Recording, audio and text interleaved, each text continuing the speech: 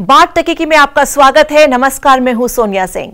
अगर आप air conditioner, TV, fridge, mobile phone या कार खरीदने की सोच रहे हैं तो जरा रुक जाइए। ऐलान हो चुका है कि जीएसटी में रेट कट होने वाला है। दिवाली तक ये हो भी जाएगा। प्राइम मिनिस्टर ने तो कह दिया है, लेकिन जिस राज्य, जिस स्टेट में आप रहते हैं, वहां की सरकार क्या सहयोग करेगी, ये सब जानने के लिए दो खास मेहमान आज हमारे साथ मौजूद हैं। हमारे साथ हैं श्री उपेंद्र गुप्ता जी, आईआरएस हैं, एक्स चीफ कमिश्नर हैं सीजीएसटी में, और साथ ही विनोद कुमार हैं और ये प्रेसिडेंट हैं इंडियन एसएमई फोरम में। स्वागत है आप दोनों का।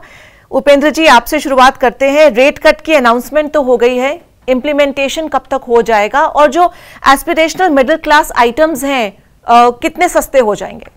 उससे पहले जो है एक जीओएम ग्रुप ऑफ मिनिस्टर्स बना हुआ था। काफी दिनों से इसमें चर्चा चल रही थी। अब आदरणीय प्रधानमंत्री जी ने जब अनाउंस किया है तो I think this will gather pace now. Discussion group of ministers में होके, जिसमें केंद्र सरकार और राज्य सरकार दोनों के अधिकारी असिस्ट करते हैं जो है पॉलिटिकल एग्जीक्यूटिव को। उसके बाद वो प्रपोजल जीएसटी काउंसिल में जाएगा, जीएसटी काउंसिल में डिस्कस होगा। और जैसा कि हम सबको पता है, जीएसटी काउंसिल में केंद्र सरकार और राज्य सरकारों के एक एक प्रतिनिधि रहते हैं। अगर उनकी रिकमेंडेशन होगी, जो भी कंसेंसस बनेगा, उसके हिसाब से रेट नोटिफिकेशन में अमेंडमेंट आएगा। ये थोड़ा सा प्रोसेस है जो हम सबको पता होना चाहिए। इसमें थोड़ा समय भी लगता है, और आज तक जितने भी रिकमेंडेशन जीएसटी काउंसिल ने दिए हैं, आप सबको विदित होगा कि एक डिसीजन के अलावा सारे डिसीजन कंसेंसस से हुए हैं। एक डिसीजन पे ही वोटिंग आज तक हुई है, जबकि करीब 51 जीएसटी काउंसिल की मीटिंग्स हो चुकी हैं। तो हम ऐसी आशा कर सकते हैं कि जो नेक्स्ट जीएसटी काउंसिल की मीटिंग होगी, उसमें ग्रुप ऑफ मिनिस्टर्स की रिपोर्ट उससे पहले फाइनल हो जाएगी और वो काउंसिल में पेश की जाएगी, और सभी लोग, केंद्र सरकार और राज्य सरकार मिलकर उस पे एक कॉमन डिसीजन लेंगे, जिससे कि नोटिफिकेशन जारी करने की प्रक्रिया को किया जा सके। और नोटिफिकेशन इशू करने में ज्यादा समय नहीं लगता है, 2-4 दिन में हो जाता है। बेसिकली बस रिकमेंडेशन की वेट है। विनोद जी, 12 और 28% वाला जो स्लैब है वो अब घट जाएगा। क्या कुछ बदलाव होगा कंज्यूमर आइटम्स में? देखिए, इसको थोड़ा डीपली समझना पड़ेगा। एमएसएमई के हिसाब से जब मैं जीएसटी को देखता हूं तो उसमें आज की तारीख में जो आप देखें कि जीएसटी रेवेन्यूज का जो कंट्रीब्यूशन है, पार्टनरशिप्स करीबन 13.5% रेवेन्यू कंट्रीब्यूट करती हैं। पार्टनरशिप्स के अलावा प्रोप्राइटरशिप 13.5%, एलएलपी करीबन 1.5-2%। ये सब कैटेगरीज वो हैं जो माइक्रो, स्मॉल या मीडियम एंटरप्राइजेस चला रही हैं। और ये जो एंटरप्राइजेस हैं, ये भारत की जो इकोसिस्टम है, इकोनॉमिक इकोसिस्टम है, उसकी रीढ़ की हड्डी है। ये बार बार बोला जा रहा है और बार बार सबको इस पे I mean we are all clear about this. ये सबको बेनिफिट मिल सकता है स्मूदर ऑपरेशन से, कंप्लायंस बर्डन को कम करने से और लिक्विडिटी को इंप्रूव करने से, जब डिस्टॉर्शन जो हैं रेट स्ट्रक्चर में वो करेक्ट होंगे। अब डिस्टॉर्शंस क्यों हैं? पहली बात तो ये कि पूरी दुनिया में जीएसटी का स्ट्रक्चर जो अभी है वो मोस्ट कॉम्प्लिकेटेड है इनडायरेक्ट टैक्स सिस्टम्स में। देखिए, 5 स्लैब्स हैं हमारे पास, 0, 5, 12, 18 और 28। इतने कॉम्प्लेक्स सिस्टम से डायरेक्टली करीबन 19.5 लाख एक्टिव कंपनीज, 23 लाख के आसपास रजिस्टर्ड पार्टनरशिप्स, 67 लाख के आसपास प्रोप्राइटरशिप्स, इन सब को मल्टीपल स्लैब्स को नेविगेट करके, क्लासिफिकेशंस को नेविगेट करके उसके बाद बिजनेस करना पड़ता है।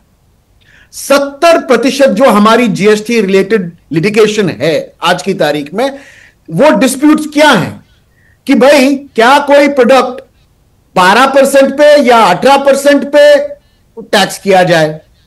और इससे क्या हो रहा है, it is leading to significant uncertainty की, पता नहीं यार क्या होगा, टाइम वेस्ट है, लीगल कॉस्ट है, अवॉइडेबल फ्रिक्शन है जो टैक्स अथॉरिटीज और बिजनेसेस के बीच में है।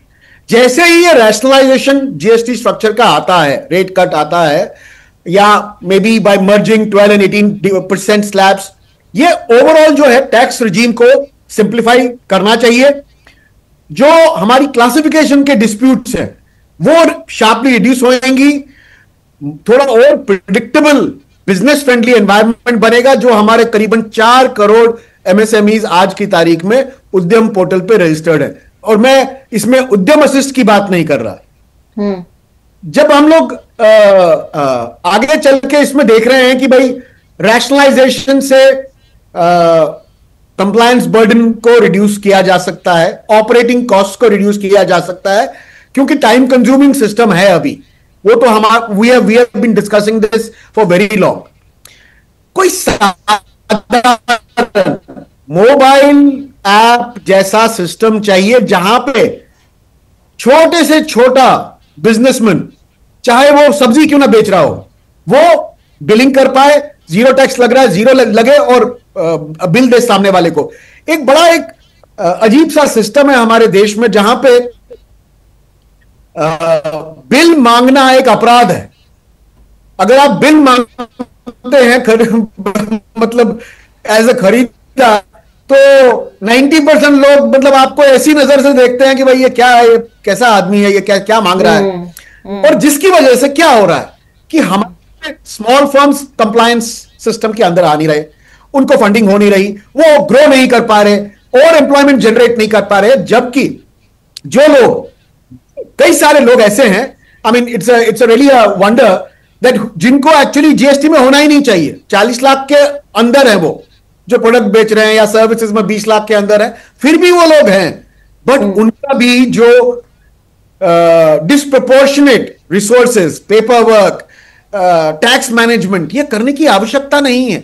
बहुत देशों ने ये किया है around the country to simplify. अब देखिए आज की तारीख में जीएसटी का इकोसिस्टम जो एक सिग्निफिकेंट चर्न देखता है। हर महीने करीबन 2.25 लाख जीएसटी के रजिस्ट्रेशन रिवोक हो रहे हैं और करीबन 1.5 लाख कैंसिलेशन हो रहे हैं और फिर वो नए कर रहे हैं। तो ये सब एक कांस्टेंट चर्न है। तो ये भी प्रोसीजरल फटीग जो है, इस सब में कंप्लायंस की डिफिकल्टी है, ये सब मुझे लगता है आसान हो जाएगा इससे। बड़ा इंपॉर्टेंट है ये। हम सबके जो बेसिक जो नौकरियों का सृजन करते हैं, करीबन 6.5 करोड़ एमएसएमईज, उनको मैन्युफैक्चरिंग में हो, ट्रेडिंग में हो, एनर्जी इंटेंसिव इंडस्ट्रीज में हो, उनके लिए स्ट्रक्चरल एनॉमलीज को भी अंदर लाना, चाहे फिर वो पेट्रोलियम हो, इलेक्ट्रिसिटी हो, ये सब भी, ताकि हम लोग उसका सीमलेस इनपुट ले पाए, लॉजिस्टिक्स के एक्सपेंसेस हम लोग ले पाए, एनर्जी के कॉस्ट ले पाए, और उस पर जो जीएसटी दे रहे हैं उसका कोई फायदा मिले। तो मुझे लगता है कि overall this entire system is going to benefit if there is proper rationalization done. जी विनोद, उपेंद्र जी जो हमारे साथ मौजूद हैं वो एक्चुअली पॉलिसी फ्रेमवर्क में बहुत ज़्यादा इन्वॉल्व थे जब जीएसटी आया था 8 साल पहले। उपेंद्र जी कुछ बहुत प्रैक्टिकल सवाल उठाए हैं, क्योंकि डे टू डे और जो कंप्लायंस में जो प्रॉब्लम्स आती हैं वो शायद विनोद यहाँ पर कर रहे हैं, क्योंकि इस वजह से इतनी लीगैलिटीज़ भी बढ़ जाती हैं और प्रॉब्लम हो रही है। तो उपेंद्र जी आपको इसका कुछ जवाब देना चाहेंगे। और ये जो बोल्ड स्टेप है, हालांकि रेट रैशनलाइजेशन यहाँ पर है, इसके अलावा भी वो कह रहे हैं कि काफी चीजें बदलनी चाहिए। जो विनोद जी ने कहा, मैं उसमें काफी चीजों से सहमत हूं कि कॉम्प्लिकेशन है, लेकिन ये जीएसटी जो 8 साल पहले आया था, उस टाइम क्यों मल्टीपल रेट स्ट्रक्चर आया? क्योंकि हम एक जो है फ्रैक्चर्ड इनडायरेक्ट टैक्स सिस्टम को मर्ज कर रहे थे एक सिस्टम में। तो ये हुआ कि जहां पे सब लोगों में सहमति बन जाए, उस हद तक हम शुरू तो करें, तो वो शुरू हुआ। तो 12% और 18%, हालांकि मैं उस टाइम रेट का काम नहीं देखता था, मैं प्रोसीजर रिलेटेड काम देखता था, लेकिन क्योंकि मैं इस प्रोसेस से एसोसिएटेड था तो मुझे ये पता है कि ये 5%, 12%, 18%, 28% क्यों आया। वो इसलिए आया था कि ये देखा गया कि incidence of tax, VAT regime plus service tax regime plus central excise regime plus octroi entry tax वगैरह का मिला के इंसिडेंस ऑफ टैक्स क्या था। सो उस इंसिडेंस ऑफ टैक्स को ध्यान में रखते हुए गुड्स और सर्विसेज को उनके नियरेस्ट स्लैब्स में फिट किया गया। फिर over a period of time 28% को की लिस्ट को बहुत प्रून करके कोई 20-25 आइटम रह गए, बाकी सब आइटम 18 में आ गए। इसी तरह से कुछ 18 के आइटम 12 में आ गए और इस तरह से रेट फिक्स हुए। अब 8 साल हो गए हैं, अब जो है राइट टाइम है प्रोबेबली कि उन रेट स्ट्रक्चर को देखा जाए। एक जो अनसर्टेनिटी की थी कि जीएसटी की वजह से क्या रेवेन्यू का नुकसान होगा, काफी राज्यों को ऐसी आशंका थी कि उनको जीएसटी में आने से रेवेन्यू लॉस होगा। सो उसको प्रोटेक्ट करने के लिए कंपनसेशन सेस का प्रोविजन आया। अब कंपनसेशन सेस खत्म हो गया, हालांकि कंपनसेशन सेस अभी भी रिकवर हो रहा है क्योंकि जो लोन लिया गया था कंपनसेशन देने को स्टेट्स की वजह से, और वो इसलिए हुआ था कि we faced unprecedented situation of covid. So अब वो भी खत्म होने को है। दिवाली तक हो जाएगा। हाँ, मतलब ऐसी न्यूज बोलती है कि दिवाली तक खत्म हो जाएगा, और या उसके बाद भी चलेगा, और कब खत्म होगा ये तो समय बताएगा कि काउंसिल में कितना एग्रीमेंट होगा और किस तरह के नोटिफिकेशन आएंगे। लेकिन हाँ, ये एक बड़ी अच्छी बात है कि इस पे चर्चा शुरू हो गई है, राइट, सीरियस चर्चा शुरू हो गई है। और जो newspapers, news items, news reports के हिसाब से ऐसी उम्मीद है कि 12% और 18% को मर्ज करा जाएगा, या जो है 12 को खत्म करके आइटम्स को 5 में, या हो सकता है कुछ आइटम 18 में भी जाए, या हो सकता है 12 और 18 को मर्ज करके कोई एक नया स्लैब आए। ये तो समय बताएगा कि काउंसिल में क्या चर्चा होती है, क्या एग्रीमेंट होता है, क्योंकि इन सब चीजों के लिए रेवेन्यू का क्या इम्प्लीकेशन होगा वो भी स्टडी होगी। साथ में कंपनसेशन सेस को खत्म करने से जो एक प्रोटेक्शन थी स्टेट्स को, उसके बारे में क्या होगा, क्योंकि वो जो रेवेन्यू होगा उसके बारे में क्या होगा। दूसरी बात, अगर कंपनसेशन सेस खत्म होगा तो आज टोबैको प्रोडक्ट्स पे तो करीब 150-200% ड्यूटी है, जबकि लॉ में 40% रेट मैक्सिमम हो सकता है, 20 सीजीएसटी और 20 एसजीएसटी। तो उन आइटम्स पे जो डिफरेंशियल वैल्यू है, अगर हम ये माने एज ए लेमैन, अगर मैं ये मानूं कि जी अब टोबैको प्रोडक्ट्स पे सिर्फ 40% रेट रह जाएगा और जो आज 150-200% है तो उस हद तक टैक्स खत्म हो जाएगा, तो मेरे ख्याल से ऐसा मानना जो है सही नहीं होगा, क्योंकि वर्ल्ड ओवर इन प्रोडक्ट्स पे हायर रेट ऑफ टैक्स लगता है। सो लॉ में प्रोविजन ऑलरेडी है, कॉन्स्टिट्यूशन में भी प्रोविजन है कि सेंट्रल गवर्नमेंट टोबैको प्रोडक्ट्स पे एक्साइज ड्यूटी लगा सकती है। तो हो सकता है कि ये एग्रीमेंट हो कि 40% तो जीएसटी है, और जो कंपनसेशन सेस का को मिला के जो आज रेट ऑफ टैक्स है, और जो 40% का डिफरेंस है वो एक्साइज ड्यूटी के माध्यम से जो है वो रिकवर किया जाए। क्योंकि अगर आप टोबैको प्रोडक्ट्स पे 40% रेट कर देंगे तो रेवेन्यू कहां से कितना डिप होगा, और उसकी भरपाई तो फिर बाकी आइटम्स से होगी। तो एक तो रेट रेशनलाइजेशन की बात है जो कि सब लोग एंटिसिपेट कर रहे हैं और राइटली कर रहे हैं कि अब it is the right time.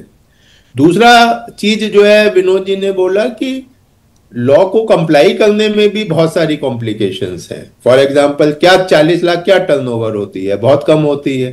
लेकिन क्या 40 लाख को बढ़ाया जा सकता है? ये भी रेवेन्यू से लिंक्ड है। रेवेन्यू के अलावा 40 लाख बढ़ाने का या 20 लाख बढ़ाने का जो सबसे बड़ी प्रॉब्लम होती है कि आपका टैक्स पेयर बेस छोटा होता है। अगर आप एग्जेम्पशन लिमिट बढ़ाते हैं तो टैक्स पेयर बेस छोटा होगा। टैक्स पेयर बेस छोटा होगा तो जो जीएसटी इकोसिस्टम में नहीं है तो क्या वो टैक्स की मतलब टैक्स पेड गुड्स खरीदेंगे, डाइवर्शन, वो सारी चीजें हैं। और दूसरी, अगर हम ये सोचें कि नॉर्थ ईस्टर्न स्टेट्स में क्या वहां तो 20 लाख ही है गुड्स के लिए भी, आज वहां तो 40 लाख है भी नहीं, क्योंकि वहां पर जो बिजनेस का वॉल्यूम है वो बहुत कम है। अगर आप उस 40 लाख को यूनिफॉर्मली कहीं बढ़ा दें, सपोज 1 करोड़ करने की बात हम करने लगे, तो प्रोबेबली पूरा टैक्स बेस ही वाइप आउट हो जाएगा नॉर्थ ईस्टर्न स्टेट में। तो उन सब चीजें, पॉलिसी जब डिसीजन लेने बैठते हैं उन सब चीजों को ध्यान में रखा जाता है। साथ ही ये भी, जैसा कि न्यूज़पेपर रिपोर्ट्स बोल रही हैं कि ऑटो पॉपुलेटेड रिटर्न्स होंगी। अब तो 1 से 2 भी बनती है, 1 और 2 भी से 3 भी बनती है, तो वो ऑटो पॉपुलेटेड रिटर्न्स के तरफ हम आगे बढ़ ही रहे हैं। इसी तरह से रजिस्ट्रेशन प्रोसेस को सिंप्लीफाई होना चाहिए।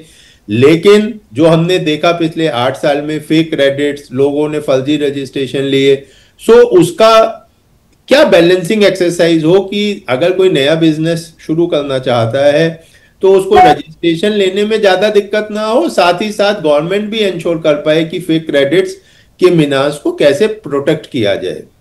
सो ओवरऑल मैं समझता हूं कि ये जो डिस्कशन है ये और ऐसी न्यूज में तो ये भी रिपोर्ट आ रही है प्रोबेबली जल्दी में 2 मीटिंग हो जाएंगी। एक तो सितंबर 30 में आज ही न्यूज में आया है, और शायद 1 मीटिंग और हो जाए। तो ये सब चीजें अगर होंगी और कंसेंसस बनेगी तो मैं ये आशा कर सकता हूं कि हम एक थोड़ा जो पेन पॉइंट्स हैं उनको कम करने की तरफ बढ़ेंगे। तीसरी बात जो विनोद जी ने कहा था कि जो आइटम्स आज जीएसटी में नहीं है उनको भी जीएसटी में लाना चाहिए, जैसे नेचुरल गैस है, इलेक्ट्रिसिटी है, पेट्रोलियम प्रोडक्ट्स हैं। सो उनके बारे में भी वही कंसेंसस होना जरूरी है काउंसिल में। So probably as a test case electricity की बात की जा सकती है, इसी तरह से नेचुरल गैस की बात की जा सकती है, क्योंकि आजकल ज्यादातर चीजें तो सीएनजी पे या पीएनजी पे चलती हैं। तो जो इंडस्ट्री में कॉस्ट है फ्यूल की उसको कम किया जा सकता है क्योंकि जैसे ही वो जीएसटी में आएगा उसका इनपुट टैक्स क्रेडिट मिलने लगेगा। लेकिन जैसे ही इनपुट टैक्स क्रेडिट मिलेगा उसका इम्प्लीकेशन रेवेन्यू पे है। तो ये all these things have to go hand in hand. Nothing can be discussed और can be implemented to my mind in isolation. बिल्कुल, इससे एक चुटकुला टाइप ही मुझे दिमाग में आया कि रशिया, पूरी दुनिया में चर्चा है कि भारत सस्ता ऑयल खरीद रहा है रशिया से, तो वो सस्ता ऑयल कहाँ है? हमें तो उतना ही कहीं मिल रहा है जितना पहले मिल रहा था, बल्कि और ज़्यादा ही होने की लग रही की उम्मीद है। विनोद जी, ये जो यूएस टैरिफ की बात थी, 50% टैरिफ, उससे पूरी एक मासूमियत थी पूरे इंडस्ट्री में कि अब आगे क्या होगा, मतलब ये वाला साल तो गया ही गया, अब आगे 2-3 साल कैसे बीतेंगे जब तक ट्रंप जी रहेंगे। इन सबको देख के जो एक देश में माहौल बन रहा था, इलेक्शन भी आ रहे हैं कुछ स्टेट्स में, क्या लगता है जो ये 15 अगस्त को ऐलान हुआ है, क्या ये इस दिशा में भी हो सकता है कि चलो मैं थोड़ा सा उत्साह भरा जाए लोगों में? नहीं, बिल्कुल। देखिए, आज की तारीख में जैसे सर ने बोला, अगर आप 40 लाख का टर्नओवर स्लैब देखें तो करीबन 91 लाख टैक्स पेयर्स हैं, जो सब कौन है? तो स्मॉल रिटेलर्स हैं, नेबरहुड शॉप्स हैं, सर्विस प्रोवाइडर्स हैं। ये सब किसी ना किसी तरीके से ये कंप्लायंस से नहीं भाग रहे, बिलिंग से नहीं भाग रहे, बट जो उसके साथ कनेक्टेड ये जो मल्टीपल फ्रेमवर्क्स बने हुए हैं, जो कंप्लायंस का में जो डिफिकल्ट इश्यूज हैं उनको कम करने की बात करी जा रही है। देखिए, एवरी पर्सन इन इंडिया, छोटे आदमी वांट्स टू कंप्लाई। कोई नहीं चाहता कि मैं अननेसेसरी कुछ अलग करूं, या I stand out of the system और I deal my entire business in cash. हमने कई सारी न्यूज रिपोर्ट्स देखी हैं जहां पे लोगों को नोटिसेस आई हैं कि भाई आप जो है आपने 40 लाख से ज्यादा का टर्नओवर किया है एटसेट्रा, जो आप यूपीआई के थ्रू आपको आया है, तो अभी आप जो है उस पर टैक्स भरिए। मैं तो पहले दिन बोल रहा हूं, भारत का हर एक नागरिक, हर एक व्यापारी, हर एक उद्यमी चाहता है कि वो कंप्लाई करे और कंप्लाई जरूर करेगा। एक मिनट आपको यहाँ रोकूंगी क्योंकि मैं उपेंद्र जी का रिएक्शन यहाँ पर चाहती हूँ, क्योंकि उपेंद्र जी, आप भी दिल्ली में रहते हैं, हम भी दिल्ली में रहते हैं। आप दिल्ली के किसी भी बाजार में जो कि होलसेल मार्केट है वहां चले जाइए, वहां पर आपको कई शॉप्स ऐसे मिल जाएंगे जहां पर वो ना बिल देने के लिए बहुत एक्साइटेड होंगे और वो ट्राई करेंगे कि भाई ऐसे ही हो जाए। तो ये जो विनोद जी कह रहे हैं कि everybody wants to give a bill, whereas जो हम देखते हैं कि not everybody wants to give a bill, ये क्या कंफ्यूजन है और क्यों करना चाहते हैं, बिल क्यों नहीं देना चाहते? आपने बड़ा मुश्किल सवाल पूछा है ये कि क्या व्यापारी नहीं देना चाहता या कंज्यूमर लेना नहीं चाहता। ये मेरे हिसाब से ये प्रॉब्लम दोनों एंड पे है कि क्योंकि जैसे ही मैं बिल मांगता हूं तो मुझे सामने से बताया जाता है और सही बताया जाता है, हालांकि वो सही नहीं है कि 18% जीएसटी और देना पड़ेगा आपको। आजकल यूपीआई पेमेंट, लोग जब से कर्नाटका में ये आया है लोगों ने यूपीआई पेमेंट लेना, आई वुड नॉट से बंद कर दिया, आई वुड से कम कर दिया। क्योंकि अभी तक हो क्या रहा है, और ये मेरे ख्याल से विनोद जी एग्री करेंगे, मेरे भी कुछ मतलब जो है नोन पर्सन्स, रिलेटिव्स कहिए या फ्रेंड सर्कल कहिए, तो उनको भी ये एप्रीहेंशन रहती है कि अगर हम यूपीआई से पेमेंट लेंगे तो क्या होगा। तो अब लोगों ने यूपीआई पेमेंट को कहा है कि भैया यूपीआई पेमेंट करोगे तो बिल तो लेना पड़ेगा। अभी तक क्या हो रहा था कि यूपीआई पेमेंट है कोई बात नहीं। ये प्रॉब्लम है, मतलब जो है इस टाइम ये कहना कि मैं जब बाजार में जाता हूं मैं हर बार बिल चाहता हूं, आई थिंक वो प्रॉपर नहीं है। या मैं कहूं कि मैं दुकान पे जाऊंगा और मुझे बिल हमेशा मिलेगा, प्रोबेबली वो भी सही नहीं है। तो ये डिपेंड करता है कि आप कौन से ट्रेड में हैं। एब्सोल्युटली जो है कि मतलब हर चीज हर केस में बिल ही मिल जाएगा। कि जनरल रिएक्शन ये होता है कि जब कोई बिल मांगता है तो ये बोलते हैं कि जीएसटी और अलग से लगेगा। बट मेरा मानना ये है कि जो भी बिजनेस है उन्होंने जो सामान खरीदा है उस पर तो जीएसटी लग के आना चाहिए, उसका उनके पास क्रेडिट होना चाहिए। तो अगर मैं बिल मांगता हूं तो जीएसटी जो मैंने या ये भी बोला जाता है कुछ केसेस में, मैं ये नहीं बोलूंगा कि हर आदमी बोलता है कि अगर बिल से लोगे तो 100 रुपए, बिल के बिना लोगे तो 100 रुपए, बिल से लोगे तो 105 रुपए या 110 रुपए। ऐसी भी बहुत सारी चीजें देखी गई हैं। सो प्रॉब्लम है और दोनों तरफ है। ये कहना कि कंज्यूमर बिल नहीं चाहता है या ये कहना कि व्यापारी हर केस में बिल इशू करना चाहता है, मेरे ख्याल से ये थोड़ा सा स्टेटमेंट दोनों तरफ से ही ठीक नहीं होगा। ये मेरा मानना है। बड़ी इंपॉर्टेंट बात कही सर ने, मैं इसका थोड़ा व्याख्यान कर देता हूं। देखिए, दो तरीके से काम करता है एक व्यापारी या एक ट्रेडर या एक उद्यमी। पहली बात तो ये कि कोई नहीं चाहता कि भाई वो अंडर रिपोर्ट करे। क्यों करेगा अंडर रिपोर्ट?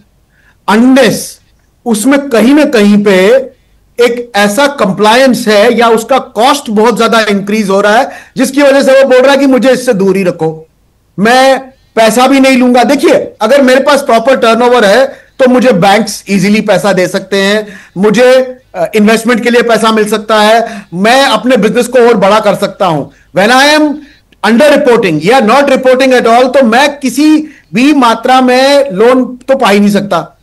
लोन तो छोड़िए, बाकी भी मतलब B2B बिजनेस में जा नहीं सकता, बड़ा सप्लायर बन नहीं सकता। तो बड़ा बनने की जो चाह है वो खत्म हो जाती है। तो ये खत्म क्यों हो रही है? क्योंकि जो हमारे कंप्लायंस के जो इश्यूज हैं, ये बेसिक इश्यूज हम समझ नहीं पा रहे। 4 बार तो हमको रिपोर्टिंग करनी पड़ती है। अब वो रिपोर्टिंग कौन कर सकता है? सीए ही कर सकता है। तो मतलब एक तो आप सीए को रखिए जो आपका बैलेंस शीट एटसेट्रा ये सब बनाएगा। उसके अलावा ये जीएसटी का भी एडिशनल 7 से 20 हजार रुपया पर महीना सीए मांगता है आपके जीएसटी को हैंडल करने के लिए। भगवान न करे आपको कोई नोटिस आ गई या कुछ इश्यू हो गया ऊपर नीचे, तो फिर 1-2 लाख रुपए गए। तो ये सब इश्यूज हैं, ये सॉल्व करने के लिए देखिए हमारे अलावा हर देश ने ये कर दिया है। बहुत सारे देशों में आप देखिए, बाहर कहीं भी देश में आप जाएं तो आप कॉफी लें, आप आधे डॉलर का कोई चीज लें, बिल हाथ में मिल जाएगा आपको या आपके मोबाइल पर मिल जाएगा 1 सेकंड में बिना पूछे।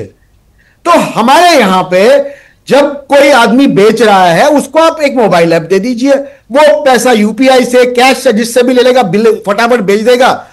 आप जो भी टैक्स लगाना लगाइए।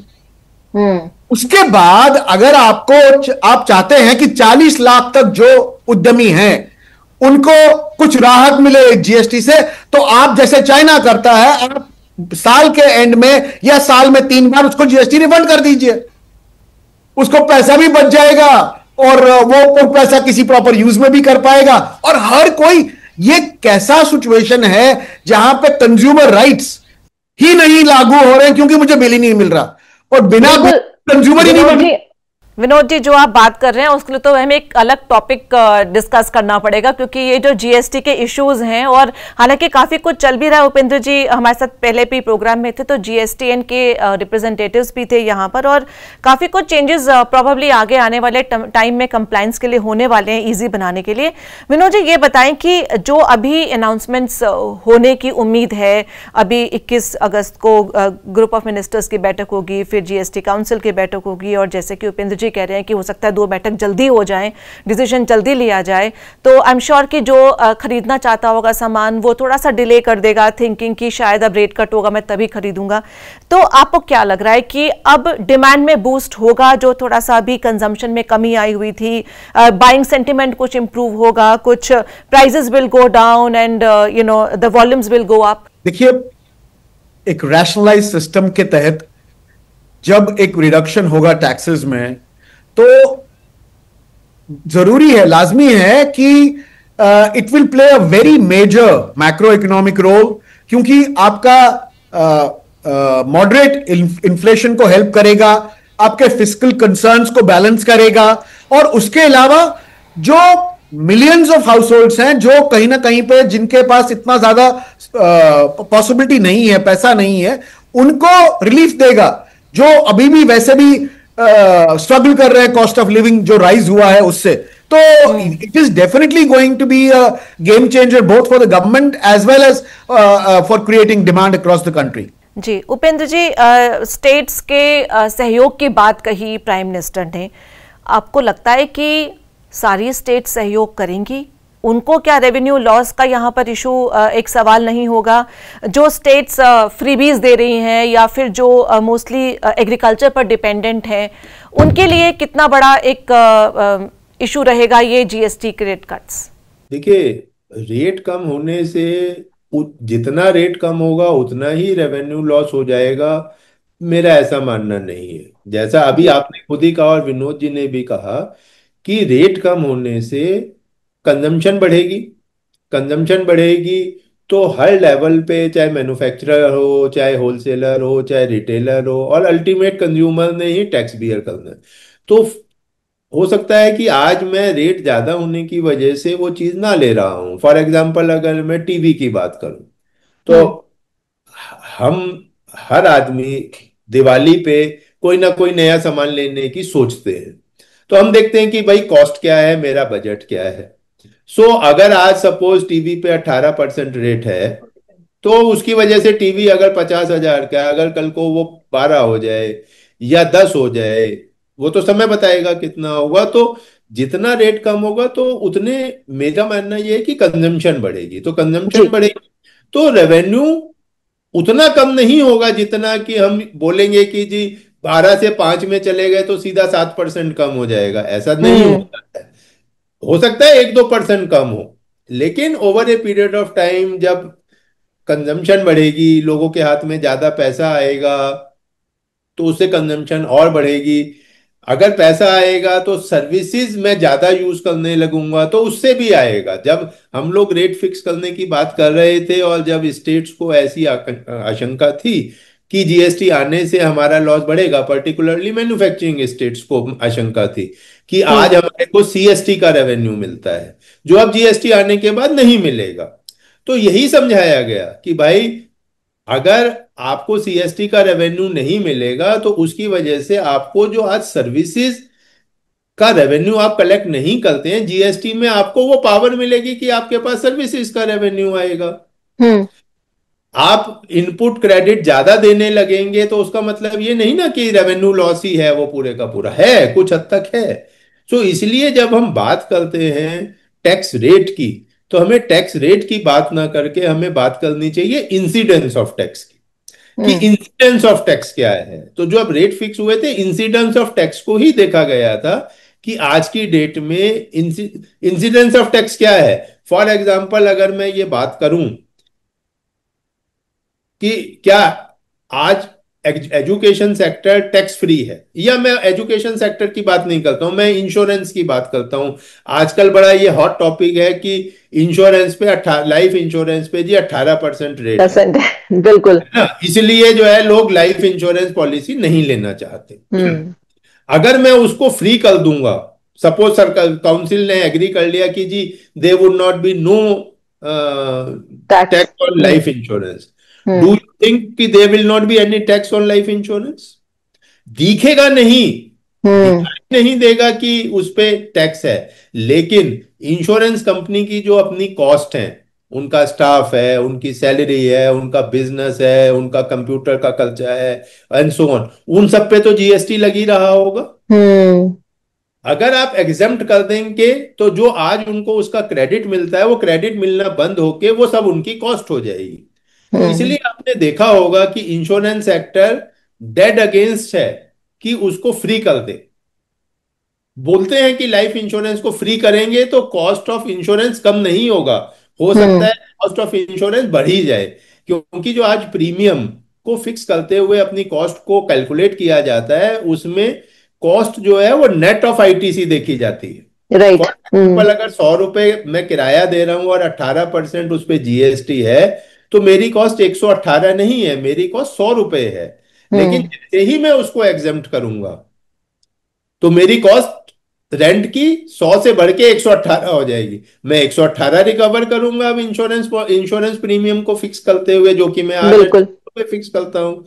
तो एग्जम्पशन देना क्या, उससे मेरे को ये पता चलता है कि जी इस पे इंश्योरेंस पे टैक्स नहीं है? नो, इंश्योरेंस पे टैक्स है, बट बैक एंड से है, कंज्यूमर को नहीं पता चल रहा है कि वो टैक्स दे रहा है। तो यही चीजें प्री जीएसटी रिजीम में होती थी। तो मेरा ये मानना है कि इन सब चीजों को ध्यान में रख के ही एक कंसोलिडेटेड डिसीजन होगा कि हमें किस चीज को कितना कम करना है, किस चीज को एग्जम्पशन करना है। आइडियल जीएसटी में क्या होता है? आइडियल जीएसटी में होता है देयर आर नो एग्जम्पशंस, और एग्जम्पशंस आर वेरी मिनिमल। हमारे यहाँ तो इतनी लंबी एग्जम्पशन है, हर आदमी एग्जम्पशन चाहता है, फिर बाकी चीजों पे कहता है रेट कम कर दो। तो वो मतलब एक ये व्हाट शुड आई से डिक्टो, क्या मैं ये बोलूं कि ये आपस में कॉन्ट्राडिक्टरी है कि जो मैं सामान बेचता हूं उस पे तो जीएसटी नहीं होना चाहिए, या जो मैं सर्विसेज देता हूं उस पे जीएसटी नहीं होना चाहिए, या जो मैं खरीदता हूं उस पे नहीं होना चाहिए, जो मैं देता हूं उस पे तो होना चाहिए। तो इन चीजों को मैं जब भी मैं पॉलिसी में था, तो मैं जब भी मेरे पास कोई आता था एग्जम्पशन दीजिए, तो मैं हमेशा यही एक्सप्लेन करता था जो मैं अभी एक्सप्लेन करने की कोशिश कर रहा हूं, कि एग्जम्पशन से कोई फायदा नहीं है। आपकी कॉस्ट ऑफ प्रोवाइडिंग या कॉस्ट ऑफ सेलिंग गुड्स या कॉस्ट ऑफ प्रोवाइडिंग सर्विस बढ़ती है, और अगर एग्जम्पशन नहीं है तो वो कम होती है, क्योंकि आपको पूरे आईटीसी मिलते हैं एक्सेप्ट ब्लॉक क्रेडिट। एब्सोल्युटली, ये इतनी आसानी से कोई नहीं समझाएगा उपेंद्र जी, जिस तरह से आपने बता दिया है। विनोद जी, आपसे आखिरी सवाल मैं पूछती हूँ कि ये जो टैक्स बोनांजा जिसे हम कह रहे हैं, क्या आपके लिए, एसएमई के लिए, मेक इन इंडिया के लिए और मीडियम और लॉन्ग टर्म के लिए किस तरह का रहने वाला है आप? ये देखिए, बड़ा इंपॉर्टेंट बात कही आपने, और उपेंद्र जी ने जो कहा कि सबसे इंपॉर्टेंट एमएसएमईज के लिए अभी जो कहीं कहीं पे इन्वर्टेड ड्यूटी स्ट्रक्चर है या डिस्टॉर्शन है, इस पे देखिए 8 साल हो गए हैं जीएसटी को। So we are far far ahead, it's no longer a system which is untested. So we have enough data of 8 years across all the HS codes, जिसको हम लोग स्टडी करके एनालाइज करके फिगर आउट कर सकते हैं कि कहां कहां पे हमारे इन्वर्टेड ड्यूटी स्ट्रक्चर्स है या डिस्टॉर्शन है या किस किस प्रकार से इश्यूज है जो लोग बार बार कई बार उठाते रहते हैं। अब क्यों उठाते रहते हैं? सबसे इंपॉर्टेंट बात, मेरा रिफंड ब्लॉक हो रहा है, मेरा वर्किंग कैपिटल जा रहा है, specially micro small medium enterprises का। बड़े एंटरप्राइज को फर्क नहीं पड़ता, बैंक से पैसा लेना है, वो पैसा वापस गोल गोल घुमाना है, छोटा आदमी कहां से लाएगा?